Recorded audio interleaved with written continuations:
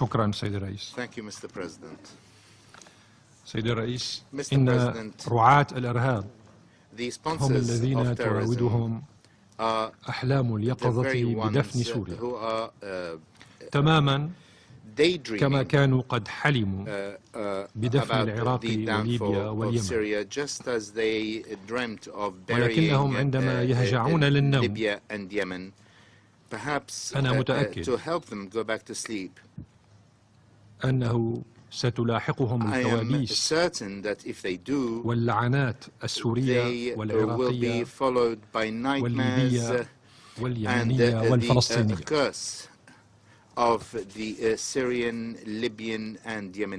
منذ الأيام الأولى للحرب الإرهابية المفروضة على بلاد سوريا تتداعى كل من الولايات المتحدة الأمريكية وفرنسا وبريطانيا، والتي باتت تستحق بجدارة لقب الفرسان الثلاثة المدافعين عن الإرهاب. ويا ليتهم يقتدون بشخصية دون كيشوت التي تحدثت عنها سيد الرئيس، لأنها شخصية نبيلة كانت تدافع عن العدالة الإنسانية.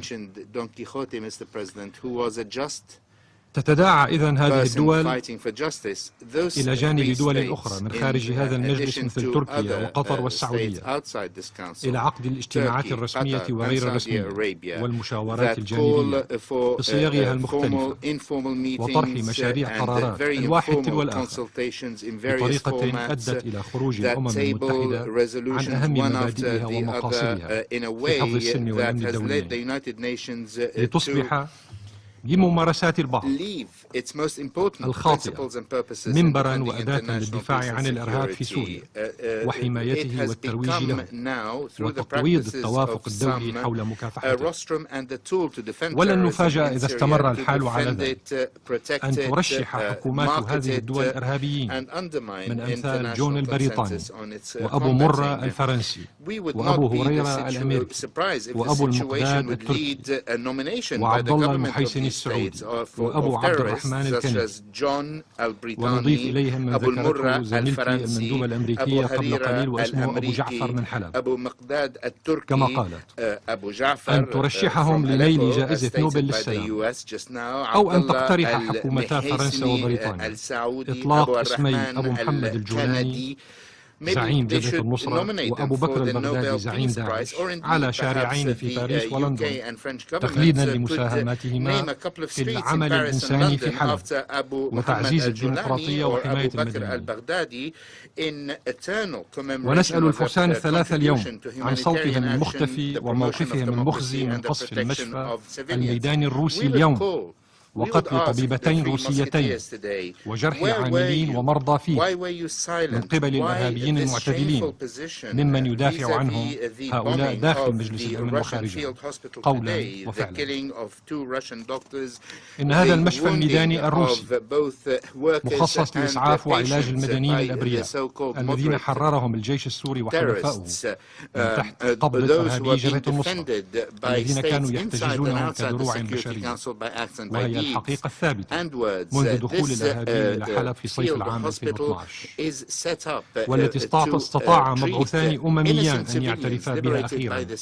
وأقصد هنا السيدان ستيفان دي مستورا وستيفن أوبراين خلال إحاطتهما الأخيرة أمام هذا المجلس. السيد الرئيس، إن تحرير ما يقارب 100,000 مدني من سكان حلب التي تسمونها بحلب الشرقية بمن فيهم عشرات الآلاف من الأطفال لم يكن في يوم من الأيام جزءا من خطط حكومات الفرسان الثلاثة وأتباعها،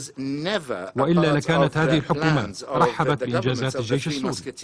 وحلفائه الذين يحاربون الإرهاب في سوريا نيابة عن دول العالم الكافي،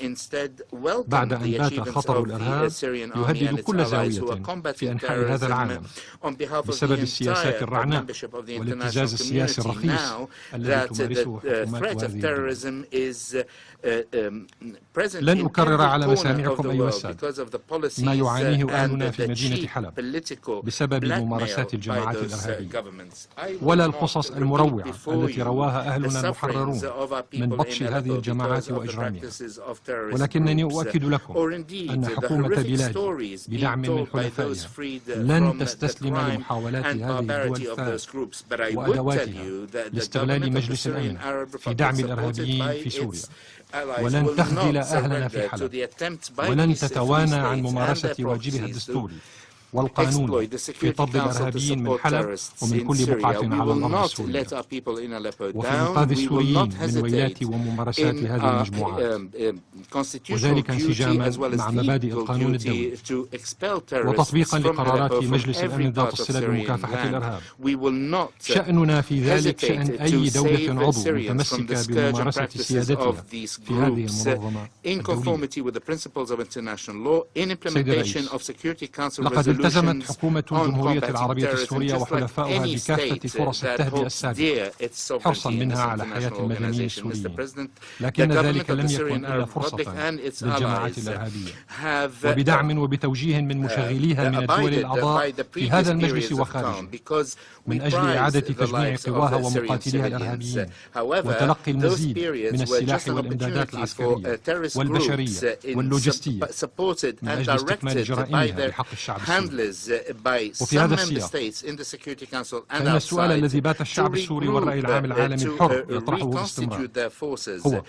هل سبق في أي مكان أو زمان في هذا العالم أن فرض مجلس الأمن بقرار منه هدنة مع الإرهابيين تسمح لهم بالتقاط أنفاسهم وتعزيز تسلحهم عدة وعددا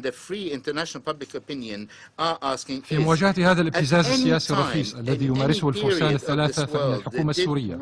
بدعم من حلفائها لم تدخر جهدا منذ الأيام الأولى في حربها ضد الإرهاب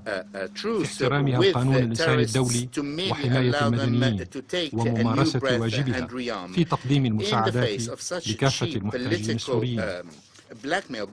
وكان آخرها كما تعرفون فتح المعابر أمام المدنيين في حلب لتسهيل خروجهم، كما أنها منحت الفرصة للمسلحين لترك أسلحتهم من أجل إعادة الأمن والاستقرار إلى المدينة، وذلك في مقابل تخلي المنظمات الإنسانية الدولية ومسؤوليها بما في ذلك الأوتشا الذين لطالما تباكوا أمام هذا المجلس تخليهم عن تقديم أي شيء لمساعدة أهلنا الذين حررهم الجيش السوري من الإرهاب في حلب حتى هذه الساعة. لقد بات حريا سيد الرئيس على الدول الأعضاء في المنظمة الدولية بأن لا تنساق وراء المحاولات الحثيثة لبعض الدول الأعضاء من داخل هذا المجلس وخارجه من أجل اعتماد قرارات لا تخدم في النهاية إلا تقوية الإرهاب وتعزيزه في سوريا، وهو أمر لن تسلم منه أي دولة عضو في هذه المنظمة. وأؤكد على كل من يدعي الحرص على تحقيق مصلحة الشعب السوري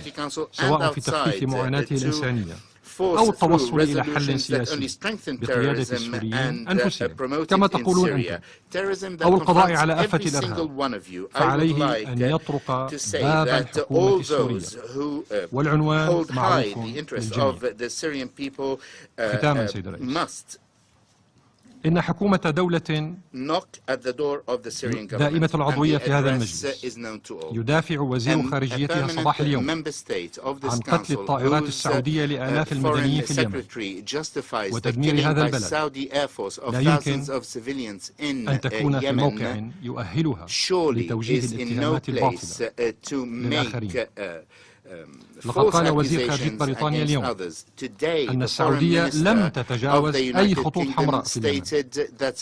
وأن بلاده ستستمر في تزويد السعودية بالسلاح والمشورة في حربها على اليمن. هذا حرفيا هكذا قال وزير خارجية بريطانيا، على الرغم مما يشهده العالم بأسره من قصف للمستشفيات وقتل للمدنيين وتخريب للبنى التحتية في اليمن. شكرا سيد الرئيس. I thank you for your statement. No hay más intervenciones, se levanta por tanto la sesión.